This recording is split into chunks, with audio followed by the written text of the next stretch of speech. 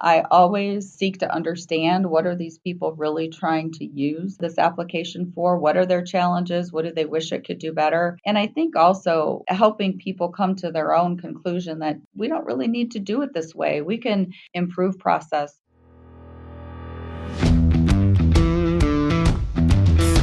Technology is transforming how we think, how we lead, and how we win. From Intervision, this is Status Go, the show helping IT leaders move beyond the status quo, master their craft, and propel their IT vision. Hello and welcome to Status Go. I'm your host, Jeff Tunn. The hyper-digital era we find ourselves in and the changes required to maintain a competitive edge is affecting all industries and all sectors, including the public sector. Today's guest has led IT teams at the federal, state, and local government levels. Aleta Jeffress is the CIO for the City of Aurora, Colorado, just outside Denver. Welcome to the show, Aleta. Thank you, Jeff. It's a pleasure to be here. To kick things off, I would love to hear your thoughts on digital transformation. I usually start off with this question because this can be a subjective term. People have different meanings to that when they hear the word, and the answers intrigue me and often help frame the discussion. I know that it's a broad subject, but what does that mean to you? Well, digital transformation is a very broad topic, and I think when you look at the extremes of it, it could be going from a paper process all the way through to artificial intelligence and AI.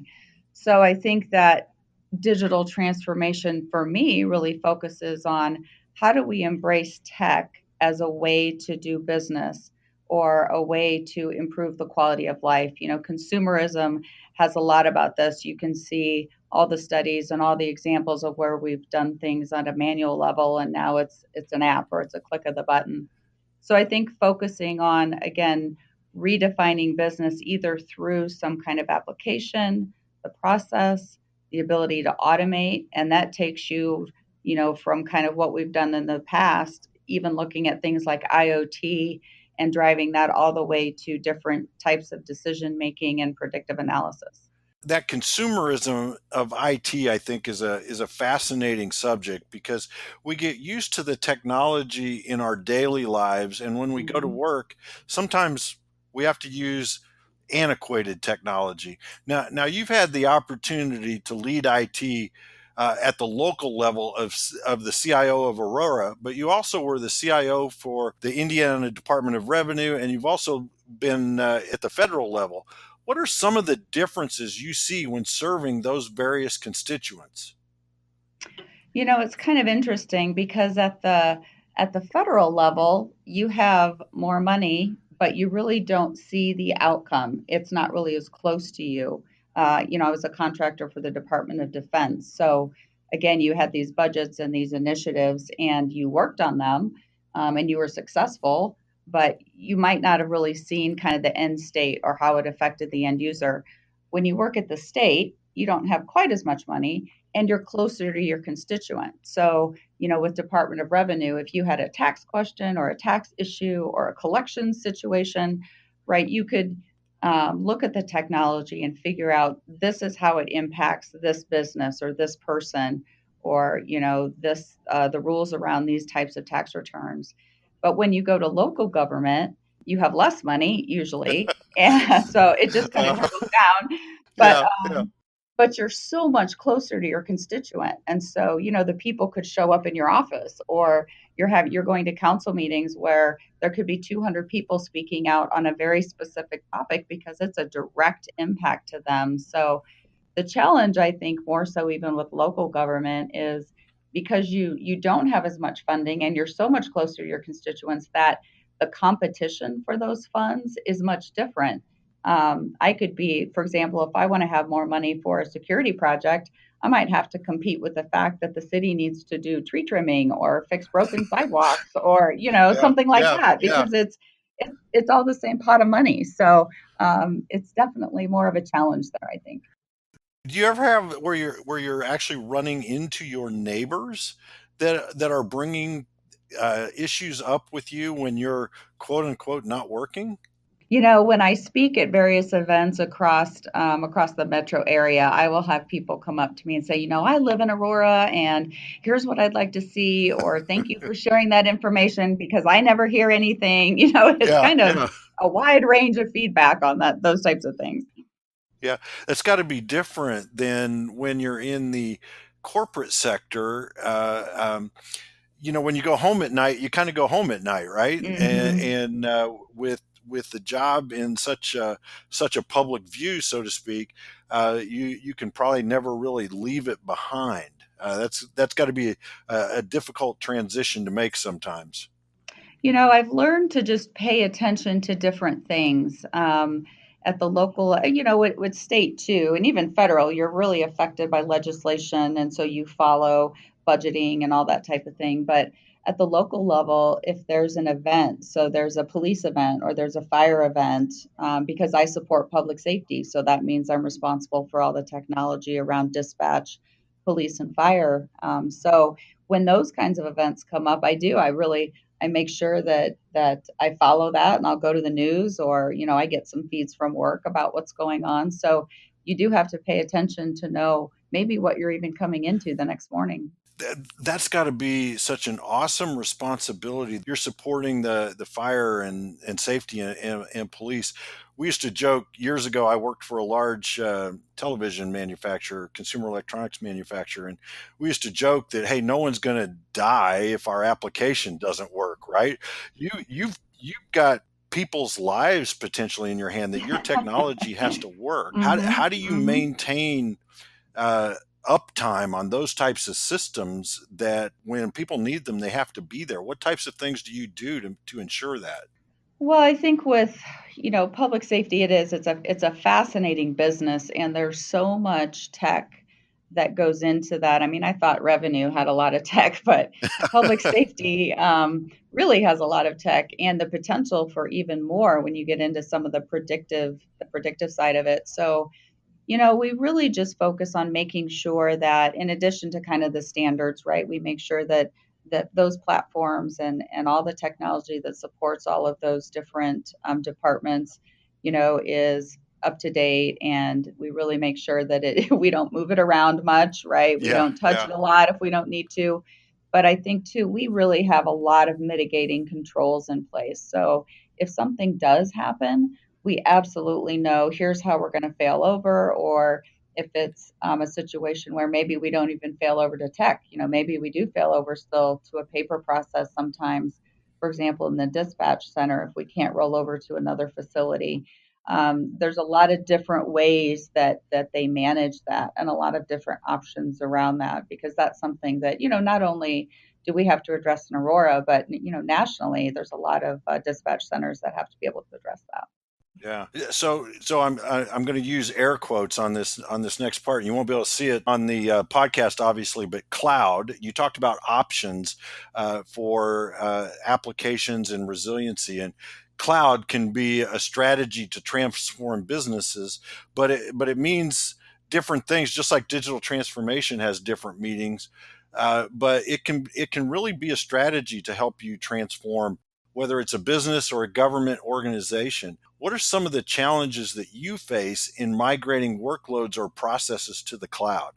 I think the biggest challenge in moving to the cloud is that there are so many legacy processes, not even legacy applications necessarily, although we have our fair share of those too, but legacy process. So you have this application that's been sitting on your infrastructure for 10 years, or even just the ones that have been around 5 years, but there's so much customization built into them. And they've been integrated at such a point where if you take one of those components and you move it to the cloud, the whole ability to access the data is different, the customization options are different. And that's what my end users will struggle with. So the 200 reports that you might have been able to go freely build, Yeah. for your old Hmm. ERP system, I can't regenerate those out of a cloud based or a SaaS based system. So that means we have to really look at the process and what do we really need, and do we really need all these customized reports, or do you really just use five that you run every week? And so anytime you have to revisit process and realize that, maybe you can streamline your business just like others have done. That's the whole change management that you do in an organization, and that can be a struggle. Yeah, yeah, it really can. So with those types of challenges, how have you been able to overcome those challenges in your current role for the city of Aurora? It's a lot of conversation. I always, seek to understand what are these people really trying to use this application for? What are their challenges? What do they wish it could do better? And I think also helping people come to their own conclusion that we don't really need to do it this way. We can improve process. So we've done a lot at the City of Aurora since I've gotten here with process analysts, mostly from the outside, to come in and help drive those conversations. So, here's our process, the current state. Here's how we'd really like it to be. How does that impact us across the organization? So, people have been pretty okay with that. I mean, once you go through that exercise once, then I think people will, the second time you do it, it's a little easier. The third time you do it, it's a little easier. They kind of recognize that there needs to be some change, and they'll let go of things slowly but surely. But it is a tough process. So it's a lot of navigation and making sure that I have good working relationships with everyone. And it starts to build trust, right? Mm-hmm. That's part of it. As you go through those iterations, as you described, you're building that trust that, hey, this really does work, or you can really live without those 400 reports or whatever it is. So trust becomes a huge factor too, I think.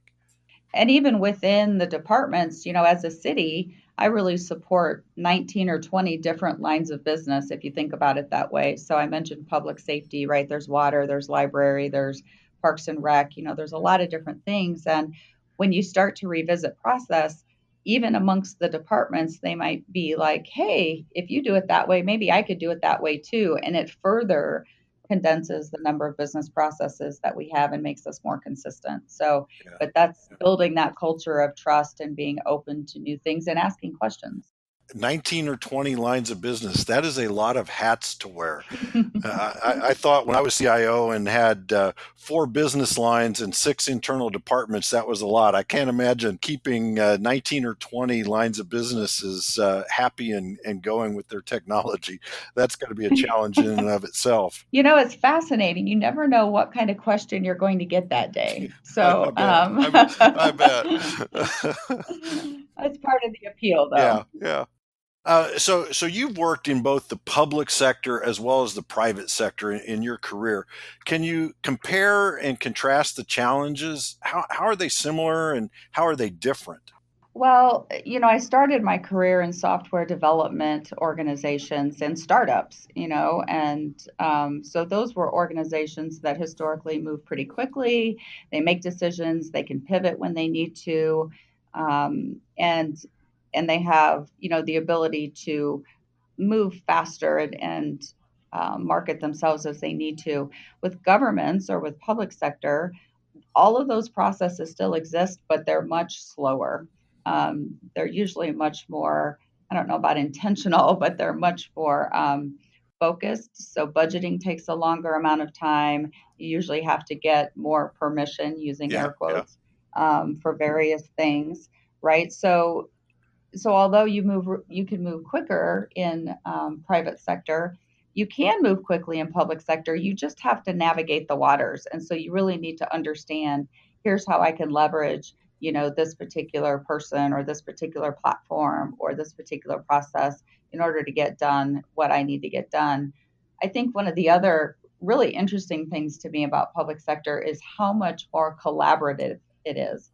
So if you're in private sector and you build widget A, well, all the competitors who build widget A don't want to talk to each other, right? Because how Oh they do yeah. it is the best, and you don't want to share secrets and all of that. Well, in public sector, if we all have to provide service A, we all talk about how to provide service A, and how do you do it, and how do you do it, and how can I, benefit from what someone else is doing, and that impacts the vendor community as well. I've told vendors, if you do really well with one of us, then you could have the potential to do really well with all of us. But if you do really poorly with one of us, your chances of getting into everybody else are Yeah, pretty diminished. yeah. So It's a really interesting dynamic that goes on. That sounds similar to when I worked for Goodwill. There's Hmm. 185 different companies that are Goodwill that don't really compete, so we end up sharing a lot of information back and forth Yep. about what works and what doesn't. That's good. And it's good just to be able to have those relationships too. So if I have a question, I can call the CIO for Colorado Springs or for Denver and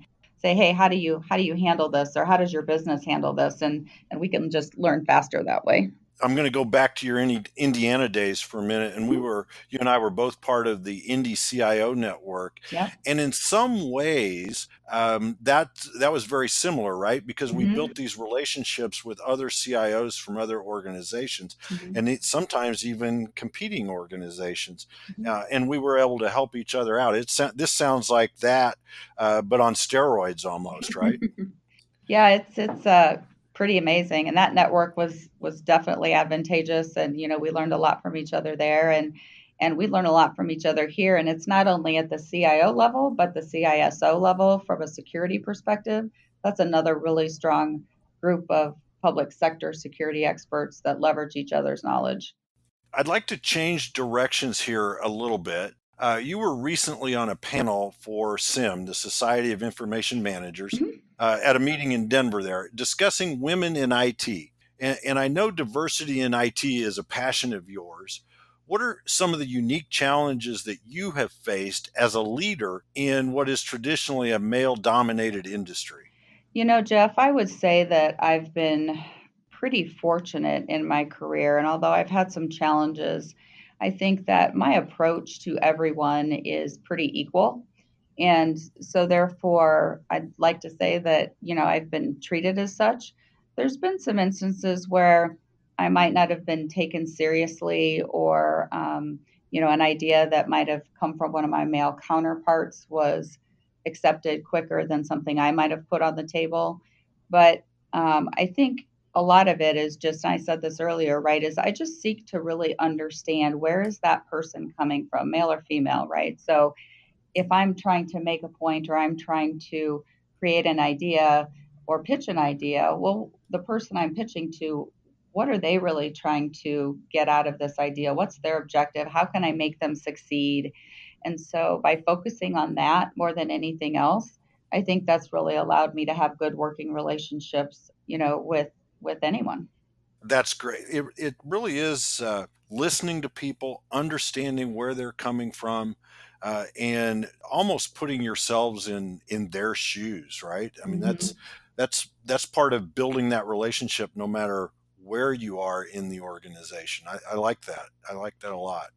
Yeah, and I think too that your presence is very important. And so realizing that you need to be confident in what you bring to the table and what your presence is. And a lot of the time, I would say most of the time, the comments or conversations, right, they're not personal to you. I mean, I've even told my staff in trying to support other people, right, unless someone's like calling you names, chances are it's just a bad day for them, or you don't know what they're having to deal with that day either. So realize it's not personal about you. You're just trying to solve the problem. So again, try and figure out what that really looks like and how you can help that person succeed. And I like what you said there about confidence. Hmm. Sometimes it's that confidence that sets leaders apart, Hmm. because they go into a situation. They may not have all the answers, but they know that they have a strong team around them, and they can figure it out, right? And it's that same way as we step up as leaders to have that confidence, and that builds on our teams around us. Hmm. I think when you and I spoke for the Path to CIO blog series that I did a couple years ago, you really highlighted that confidence in your ability to figure it out. Hmm. Yeah, and you're right. I think if you recruit people to be a part of your team and you instill that confidence and give them the authority, to make decisions that are within their realm, then it helps everybody. Your team can succeed and you can help move everybody forward.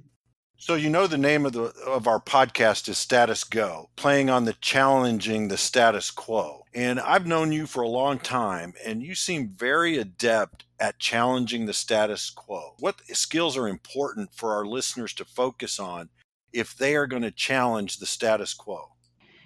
First and foremost, it is listening. It's really building that relationship, with your peers and with your teams. I spend a lot of time evangelizing about change or IT or security or whatever it is that I'm trying to recreate a culture around. I make sure that people understand the why. Here's really the vision, and here's how it can impact you negatively or positively. Um, but you have to ensure that they get it and that they have, I used to call it enough of Velcro, right? You have to provide people the Velcro so that when you give them the real conversation, it sticks. I So, like that. That's a great yeah. visual. How do I build that so that they, again, kind of goes back to trust. They trust what I'm saying and they understand, what the impact is to them. So, and I also do a lot of fact presenting because, facts are not personal. So here's the situation, here's the risk, here's how we could mitigate the risk or not. But here's the consequences of both of those potential decisions. And I think people, they start to come around and they understand that this is what it takes maybe to improve their situation or meet their goals. But you're doing that constantly in everything you do. So really being, I think, in challenging the status quo, really being consistent in your vision, in your message, and in your explanation, those things are really key.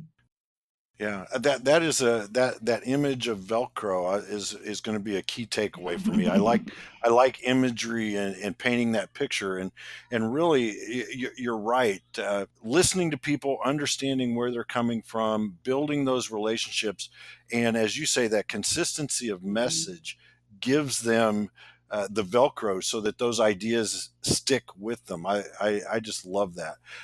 Alita, I got to say, we really miss you here in Indiana. Oh, thank you, Jeff. Colorado is very lucky to have you. I've enjoyed our discussion and could continue to talk for hours. However, we do need to wrap. So before we close, what is something that we didn't cover today that you think is important for our listeners to hear? Jeff, I spend a fair amount of time mentoring others in various either stages of their career or, if they have very specific things that they're really looking for feedback from. I always try and make the effort to do that and to invest in others. And I think as being either a leader or even just an employee as part of a team or a group, is really being sure that you're confident in not only what your personal value is, but the value you bring to an organization. If you can really figure that out and be able to speak intelligently about that, that comes across and it plays into everything that you do. It plays into your leadership, it plays into how you manage people, how you delegate information, and how you build teams. And, not too long ago, I was at lunch with somebody and he said to me, he said, "What's your leadership superpower?" And I thought that that was such a cool question Yeah. because it really makes you think about what am I really good at and what do I really bring? Where's the value that I really bring to the situation or the organization? And then make sure you know how to use So, what is your superpower? it. I think we've talked about my superpowers. That's great. I do love that, the superpower. Yeah, it's such a fun question and it always catches people off guard, but it does really make you think about where's my value and how do I contribute? And I think once people figure that out, then it's just a much easier way to build around that and build teams, because everybody has it's different assets. So make sure we all leverage those to the best of our ability. I always love talking to you because I always feel like I learn two or three or four different things that I can go out and apply tomorrow after a conversation with you. It's always fabulous. As I look back through my notes, I took 3 pages of notes as I was going through this. This is how good this was. I Oh, loved thank what you. you said about change management and having conversations that build trust, navigating the waters. You're a snow skier. I'm a canoe guy. I Hmm. love navigating waters instead of snow. So I love that piece. And of course, the Velcro imagery of the repetition of your message, the Hmm. consistency of your message. as you're guiding your teams, as you're talking to your constituents, whether they're your neighbors or whether they're your end users at your company. And then finally, the mentoring and having confidence in your personal value and confidence in the value that you bring to your organization. I think all of our listeners can take those points and think about how to apply those in their day. If you are listening and you want to ask a question or learn more, go to intervision.com. The show notes will provide links and contact information. This is Jeff Tunn for Aleta Jeffress. Thank you very much for listening. You've been listening to the Status Go podcast. You can subscribe on iTunes or get more information at intervision.com. If you'd like to contribute to the conversation, find Intervision on Facebook, LinkedIn, or Twitter. Thank you for listening. Until next time.